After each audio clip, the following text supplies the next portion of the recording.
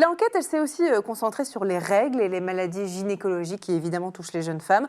On y apprend que chez ces jeunes filles, les règles empêchent parfois de vivre normalement. On en entend beaucoup aussi parler dans les médias. En revanche, vous, votre enquête, ça y est, elle le montre. La faute aux symptômes particulièrement handicapants? Alors, la faute aux symptômes, bien évidemment, et la faute aussi, à mon sens, au regard des résultats, à une forme de banalisation de la douleur chez beaucoup de femmes, puisque quand on les interroge, on a quand même 38% des femmes qui nous disent bien vivre leurs règles contre 31% qui nous disent mal les vivre.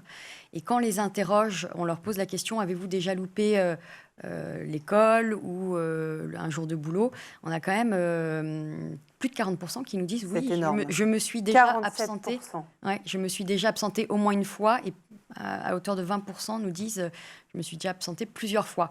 Donc vous voyez, on a quand même 38% des femmes qui nous disent tout va bien. Et malgré tout. C'est paradoxal. Comment vous expliquez ça? On explique. tabou. Alors déjà, il y a un sujet. Voilà, les règles, c'est un sujet tabou dont on commence à parler, mais il faut en parler encore un peu plus. Ouais. Et c'est ce qu'on a envie de faire, notamment avec le lab, lever les tabous. Mais on se rend bien compte qu'effectivement, il y a aussi une forme, comme je vous le disais, de banalisation de la douleur, puisqu'on a notamment, on parlait de l'endométriose un petit peu tout à l'heure, il y a beaucoup de médecins, quand vous allez les voir, on dit, c'est pas grave, vous avez vos règles, vous avez mal, c'est normal. Et l'effet, c'est que non, ça n'est pas normal. C'est que ce n'est pas normal. Et avec le lab, nous essayons justement d'endiguer un petit peu ce discours de normalité, vie avec ta souffrance. Et donc, notamment, on essaye de former les infirmières scolaires à la prise en charge des jeunes femmes qui souffrent durant leur menstruation.